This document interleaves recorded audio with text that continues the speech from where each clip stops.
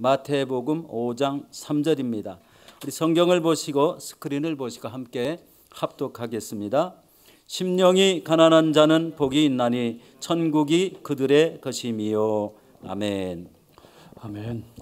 우리 예수님 사랑하시면 아멘 하시겠습니다. 아멘. 우리 함께합니다. 하나님도 나를 죽기까지 사랑하십니다. 아멘.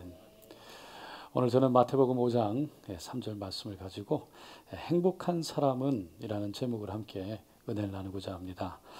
지난주에는 우리가 예수님을 찾아왔던 부자 청년의 이야기를 살펴보았습니다.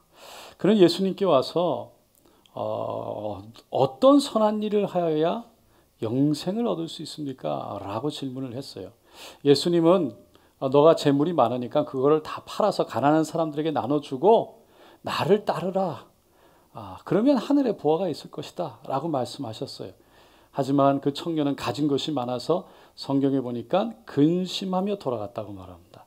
예수님은 그 돌아가는 청년을 바라보면서 부자가 천국에 들어가는 것보다 낙타가 그 바늘귀 조그만 사이로 들어가는 것이 더 할렐루야, 말을 잘못했나요? 네. 부자가 천국에 들어가는 것이 할렐루야.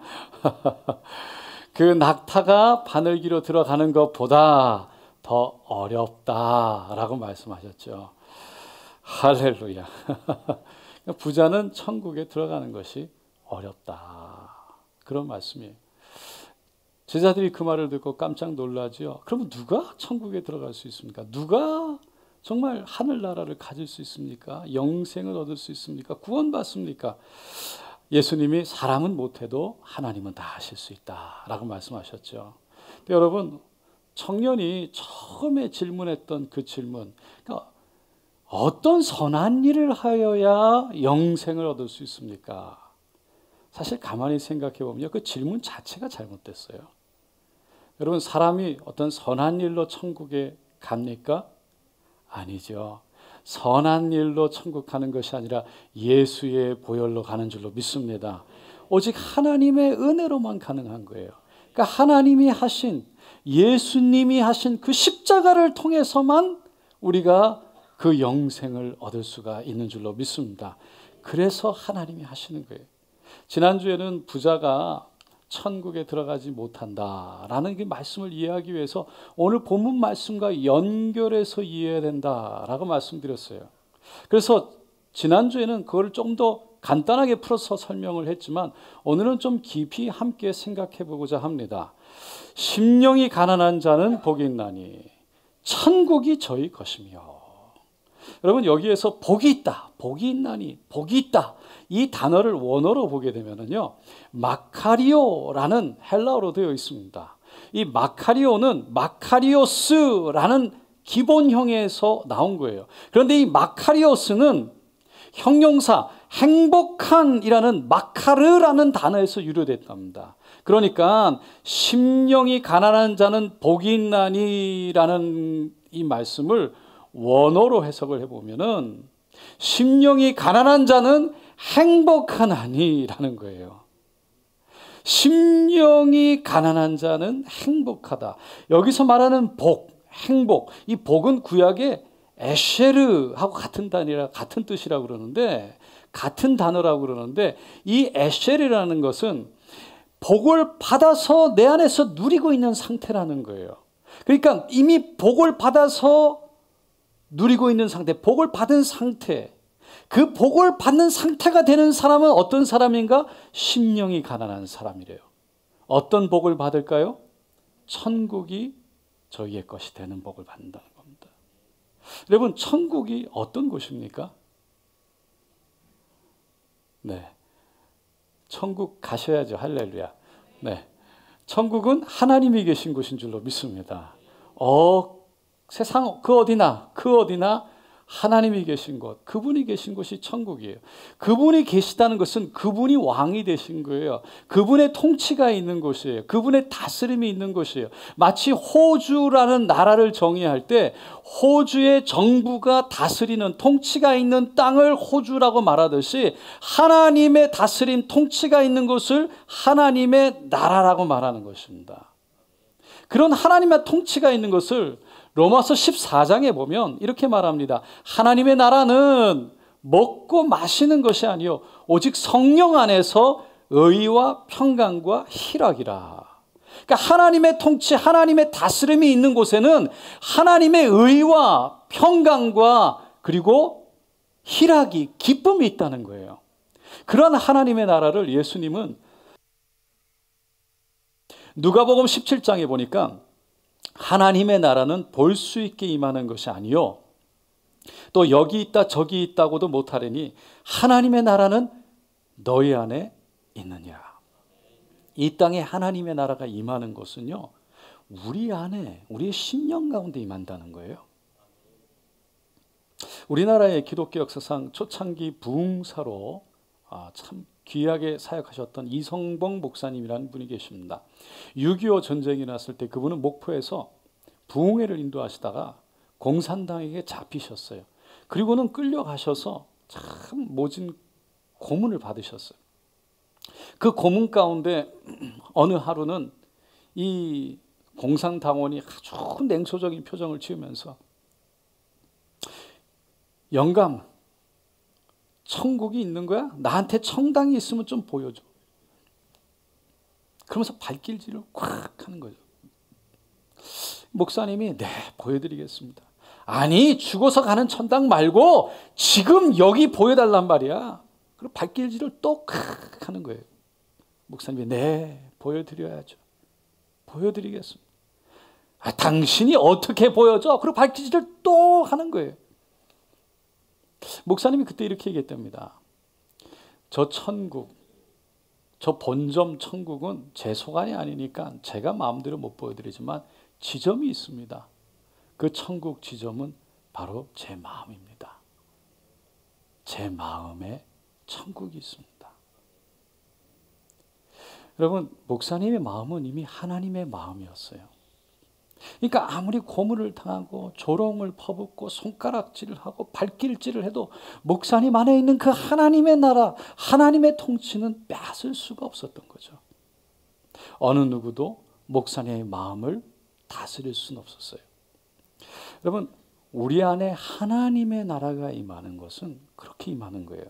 성경 안에서 보니까 하나님의 나라가 있는 곳에는 하나님의 의와 하나님의 평강과 하나님의 기쁨이 있다고 말하고 있습니다. 여러분, 하나님의 의는 무엇일까요? 하나님의 옳고 그름을 말하는 거예요. 옳고 그름. 하나님의 옳음이에요. 하나님의 진리와 정의예요. 그러니까 하나님의 정의는 반드시 드러나고 세워지게 되는 겁니다. 그래서 그것을 믿는 사람은 지금 조롱을 받고 지금 핍박을 받고 지금 아픔을 받고 손가락질을 당해도 그 하나님의 정의가 마지막에 하나님 앞에 설 때에 다 드러나니까, 하나님의 옳고 그름이 드러나니까, 그리고 하나님께서 판단해 주시고 심판하시니까 그것을 알기 때문에 몸은 힘들어도 우리는 그 어려움 속에 미소 지을 수 있는 겁니다. 평강, 하나님이 주시는 평안이에요. 마음의 폭풍이 잠잠해지는 거예요. 모든 상황과 환경을 뛰어넘는 평안이에요. 하나님만 바라보는 평안이에요. 그래서 하나님이 하신다는 믿음이 들어오면, 하나님의 나라가 임하면 모든 것을 합력하여 선을 이루시는 그 하나님을 잠잠히 기다리게 되는 거예요. 기쁨도 마찬가지입니다. 세상이 주는 기쁨하고 다르죠. 무엇이 있어서 기쁜 것이 아니라 하나님이 주시는 기쁨이에요. 이 기쁨은 진리를 아는 기쁨이고, 그 기쁨은 마지막 결과를 아는 기쁨이고, 무엇보다 주님을 아는 기쁨입니다. 할렐루야. 그래서 하나님의 나라가 우리에게 임하면 그래서 행복하다는 거예요. 여러분, 행복하십니까? 근데 오늘 본문에서 예수님은 그런 하나님의 나라가 누구에게 임한다고 말합니까? 심령이 가난한 자에게. 심령이 가난한 자는 복을 받았어요. 하나님의 나라를, 그 임하는 하나님의 나라를 소유하게 된대요. 어디에? 우리 안에. 그 가난한이라는 단어를 풀어보면요, 헬라어로 푸토코이라고 되어 있습니다. 이것은 가난한이라는 단어를 풀어서 우리가 생각해 볼 때 그냥 물질적인 어떤 일용할 양식이 없는 가난함뿐만 아니라, 물질적인 빈공 상태뿐만 아니라, 어떻게 보면은 내적인 위로, 내적인 그 풍성함이 없는 그런 결핍됨을 또 말하고 있는 거예요. 그러니까 구약 성경에 보면 가난한 사람들을 가리킬 때 주로 억압되고 소외되고 정말 아무것도 없는, 스스로 자신을 부양할 수 있는 능력이 없는 그런 사람들을 가리켜서 가난하다라고 얘기했습니다. 그 가난한 사람들은요, 정말 뭐 하나 의지할 데가 없는 거니까 하나님밖에 의지할 수밖에 없었어요. 오직 하나님. 이스라엘 역사를 보면 이스라엘이, 이 백성들이 바벨론의 침략으로 포로가 돼서 끌려가죠. 그 과정 속에 예루살렘이 무너지고 성전이 무너지지 않습니까? 그러면서 이스라엘 그 사람들이 정말 가난에 들어가게 돼요. 그런데 그 가난한 사람들의 모습 속에서 경건의 모습들을 찾게 되는 거예요. 그 가난과 경건을 우리는 같이 생각해요. 아, 가난해야 경건하다, 거룩하다, 의롭다. 무슨 말이냐면, 소외된 사람들이 가난한 모습 가운데 하나님을 찾으니까 하나님과 함께하는 모습을 보는데, 근데 있는 사람들은 그때 그러지 못했어요. 반대로 있다고 좀 자기 자신들이 스스로 교만했어요. 내가 조금 있으니까. 그래서 하나님을 의지하는 것을 잊어버렸어요. 스스로 교만해져서 자신의 힘과 자신이 갖고 있는 물질을 의지하기 시작했어요. 그리고 자신의 힘으로 다 해결하며 살 수 있다고 생각한 거예요. 그 지난주 본문에 보면 예수님이 그 당시에 그때 그 모습들, 부자가 천국에 들어가는 것이 어렵다고 하는 것이 그 말씀이고, 누가복음 6장 24절에 화 있을진저 너희 부요한 자여 너희는 너희의 위로를 이미 받았도다 라고 말씀하신 거예요. 그러니까 신명기 8장에 보니까 하나님이요, 지금 가나안 땅에 들어가면, 약속의 땅에 들어가면 너희들이 하나님을 잊어버리고 교만해져서 우상을 섬기는 일이 있을 텐데 절대로 그러지 말아라 라고 강력하게, 하나님의 은혜를 잊어버리는 죄를 짓지 말라고 경고하십니다. 그런데 그들은 그 땅에 들어가서 열매를 먹고 그 땅의 풍성함을 누리기 시작하면서 하나님을 잊어버리기 시작했어요. 우상을 섬기기 시작했어요. 자신을 의지하기 시작했어요. 결국 이스라엘 백성들이 하나님의 심판으로 바벨론의 침략을 받아 포로로 잡혀가면서 또다시 그들은 하나님 앞에 무릎 꿇고 기도하며 하나님을 의지하게 되는데, 그러한 모습들이 경건한 모습으로 드러났지만 좀 있어 보이게 살아가는 사람들은 그렇지 않았던 거예요. 그러다 보니까 이 없는 것과 그리고 부족한 것과 가난한 것이 경건한 것과 관계 있는 걸로 보기 시작했다는 거예요. 그게 오늘날도 마찬가지입니다. 우리가 이렇게 볼 때 좀 없어야 경건해 보이는 것 같고, 좀 없어야 하나님을 구하는 것 같아요.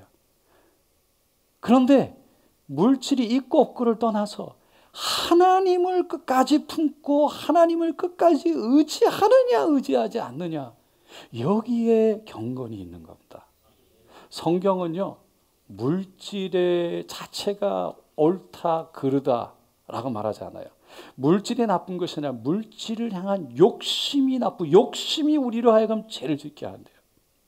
그래서 성경이 말하는 부자라는 것은 심령이 물질로, 세상의 것들로, 걱정과 근심으로 가득 차서 하나님을 바라보고 하나님을 의지하기보다 자기가 가지고 있는 것을 의지하는, 아니 가난해도 물질이 없어도 물질에 매여서 물질을 붙잡고 물질로 가득 채워진 그 사람이 부자라는 거예요.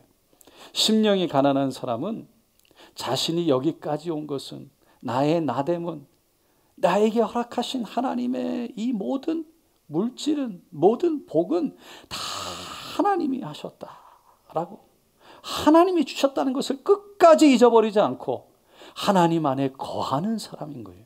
하나님을 소망하는 사람이에요. 하나님을 의지하는 사람이에요. 마음이 하나님 앞에 겸손한 사람인 것입니다. 유명한 나니아 연대기의 저자인 C.S. 루이스라는 저자가 이런 말을 했어요. 우리가 신앙생활을 하면서 우리 자신이 다른 사람과 비교해서 좀 더 선하다, 좀 더 낫다, 좀 더 거룩하다는 생각을 할 때마다 우리는 하나님의 지배를 받는 사람이 아니고 악마의 지배를 받고 행동하는 사람이다. 이런 교만은 하나님을 철저하게 대적하는 인간의 마음 상태를 드러내는 것이다. 하나님이 하신 것을 잊어버리고 내가 비교해서 조금 나으면, 내가 조금 더 가진 것이 있으면, 내가 조금 더 옳은 것 같으면 하나님의 은혜를 잊어버리고 저 사람보다 내가 낫지. 이게 죄악의 교만이라는 거예요. 사단이 거짓말로 우리 안에 심는다는 거예요. 여러분, 우리가 다시 한번 깊이 생각해 보기를 원하는 것은 예수님이 말씀하신 복은, 즉 행복은 어떤 소유에 달려있는 것이 아니라 우리의 됨됨이, 됨됨이에 달려있다는 거예요. 우리 마음의 자세에 달려있다는 거예요.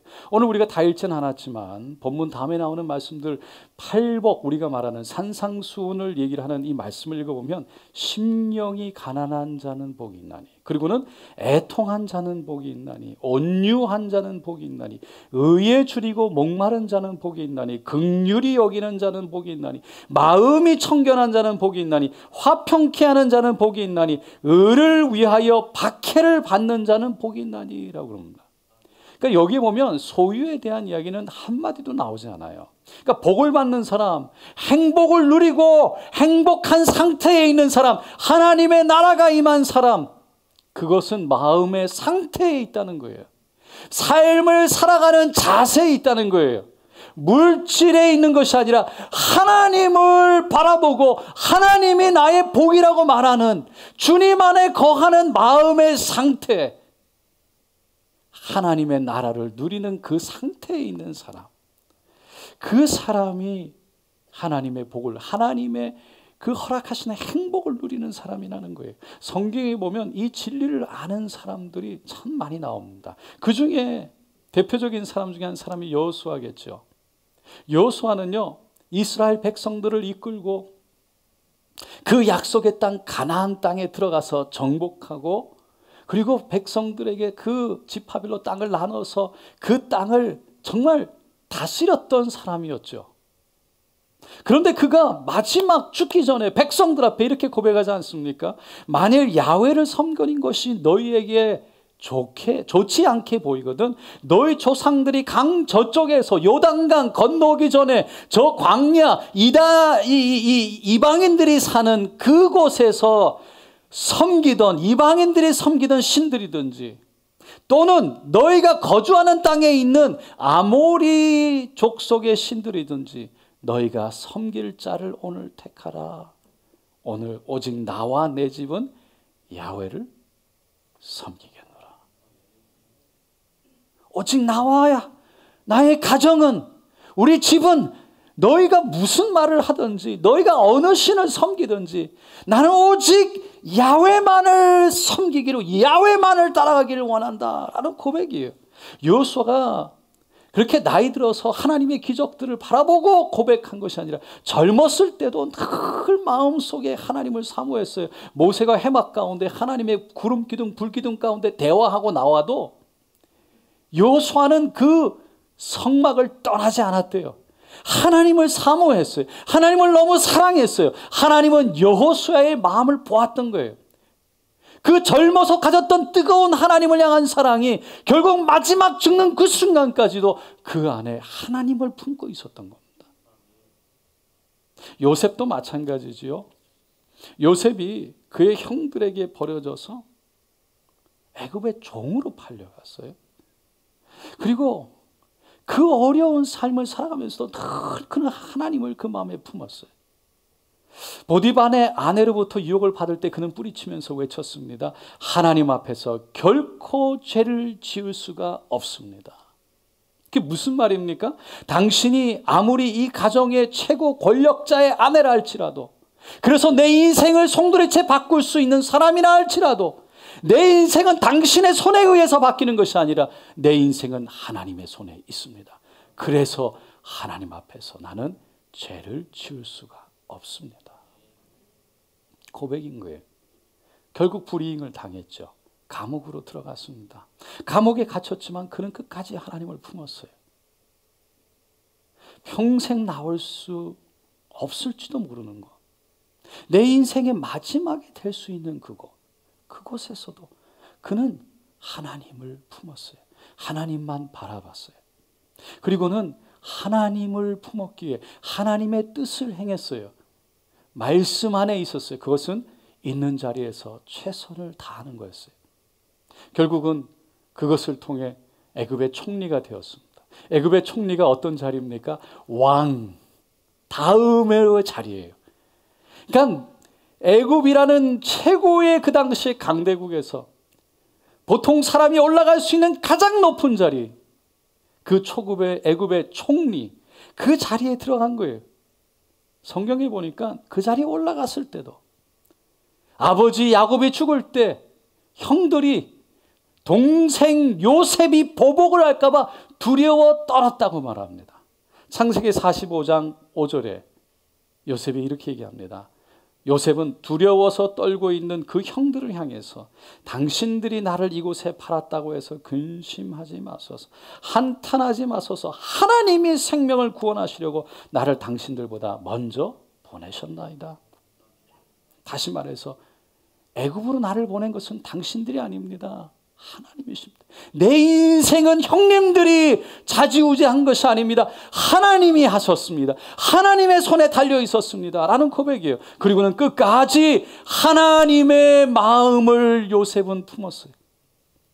그 하나님을 품은 것을 잊지 않았어요. 하나님의 은혜를 잊지 않았어요. 하나님이 하셨다는 것을 잊지 않았어요. 저는 요셉의 삶과 오늘 말씀을 연결해서 묵상해 봤어요. 성경은 하나님이 요셉의 일을 이렇게 쭉 읽어오면 요셉과 함께 했다, 요셉과 함께 하셨습니다 라는 단어가 계속 반복해서 나옵니다. 하나님이 함께 하시니, 하나님의 나라가 요셉 안에 있으니, 하나님의 다스림과 하나님의 통치가 그의 안에 있으니 그의 마음에는 하나님의 의와 평강과 이 기쁨이 있었던 거죠. 보디발의 아내가 유혹할 때 하나님의 의가 있었기에 그는 뿌리치고 나갔고, 애굽의 종으로 팔려가서 그 어려운 가운데도 하나님의 평강이 있었기에 그는 스스로 힘들어하고 포기하거나, 아니 형들을 원망하거나 미워하거나 하지 않고 자신에게 일어난 일들로 인해서 쓴뿌리, 상처를 가지고 살아간 것이 아니라 자신이 처한 상황 속에서 하나님을 바라보고 하나님을 신뢰하고 하나님을 품고 하나님의 뜻을 그대로 행했던 것입니다. 그래서 그 주어진 일을 감당했을 때 가정 총무의 자리가 올라갔고, 아니 다시 감옥에 떨어졌을 때에도, 감옥에 갇혔을 때에도 오히려 간수들이 하는 일을 다 맡아서 했고, 그 안에서 하나님을 경험하며 사는 거예요. 그런데 만약에 요셉의 마음에 미움이 있고 원망이 있고 마음에 억울함이 있고 상처가 있고 그러고 살았더라면 그는 애굽에서 결코 오래 살아남지 못했을 것입니다. 텍사스주 오스틴에 철학 교수로 섬겼던 존 클레이풀이라는 박사가 있습니다. 이분이 간증입니다. 그분이 대학교 다닐 때는 정말 아는 것이 많고 박식에서 많은 사람들이 참 존경도 하고 또 정말 천재다, 또 수재다라고 인정했다고 합니다. 그러다 어느 날 친구 집에 놀러 가게 돼요. 그런데 그 친구에게는 여동생이 한 명 있었습니다. 19살 된 소녀였어요. 근데 그 소녀는 손과 발이 다 없었어요. 근데 그 소녀의 마음은 늘 감수성이 풍부하고 아름다운 어떤 정서가 잘 발달돼서 음악을 좋아하고 시를 좋아하고 미술을 좋아하고 문학을 참 좋아하는 겁니다. 참 대화를 나눠보면서 그녀의 얼굴에 늘 밝은 거예요. 뭔지 모르지만 늘 밝은 모습이 있어요. 그래서 이 클레이풀이라는 이분이 그 소녀에게 참다 못해서 질문합니다. 아니, 내가 당신 처지였다면 나는 도저히 살 수 없었을 것 같습니다.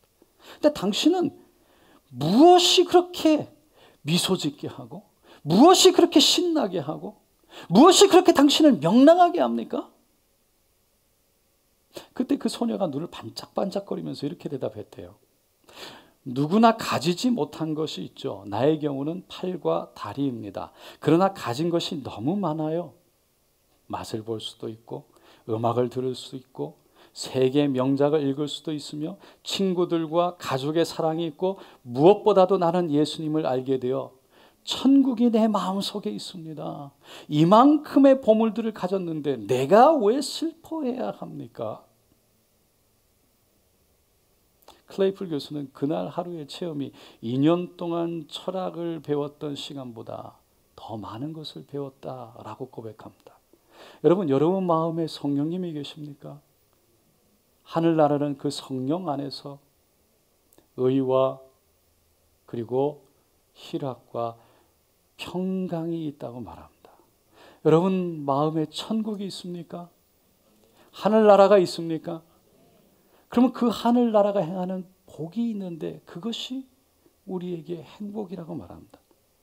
아니면 여러분 세상의 것, 비교와 시기와 질투와 미움과 아픔과 내 뜻대로 되지 않는다고 불평과 불만이 있습니까? 내 인생을 이렇게 만들었다고 그 사람들을 향한 원망과 미움이 있습니까? 아니면 의와 평강과 기쁨이 있습니까? 여러분 스스로에게 질문해 보세요. 우리는 구원받았다고 말합니다. 하나님의 자녀가 되었다고 말합니다. 하나님의 사랑이 나와 함께한다고 말합니다. 그런 내 안에 무엇이 있습니까? 이사야 66장 2절에 보니까 물은 마음이 가난하고 심령에 통회하며 내 말을 듣고 떠는 자 그 사람은 내가 돌보려니와. 심령이 가난해서 내 자신을 돌아보니 오직 하나님밖에 없는데 나의 부족한 모습을 늘 하나님 앞에 알기에 지금까지 내가 지금까지 온 것도 오직 하나님의 은혜이고 오직 하나님이 하셨는데 그래도 내 안에 부족함을 알기에 주님 앞에 설 때 늘 두려움과 떨음 가운데 하나님 앞에 서는 그 사람을 하나님은 돌아보신다. 하나님은 긍휼히 여겨주신다 라고 말하고 있습니다. 여러분 오늘 우리 마음 가운데 혹시 교만으로 내가 했다고 말하는 것, 하나님을 잊어버리고 내가 했다고 말하는 것, 그래서 내가 하려고 하니 불안과 절망과 아픔과 때로는 쓴뿌리와 원망과 비판과 미움 때문에 우리의 마음이 하늘나라를 받아들이지 못하고 닫혀 있다면 오늘 이 시간 그 하늘나라를 받아들일 수 있기를 원합니다. 사랑하는 성도 여러분, 하나님이 주시는 복, 저 하늘의 행복으로 우리가 가득 채워지는 저 여러분 되시기를 예수님의 이름으로 축원드립니다.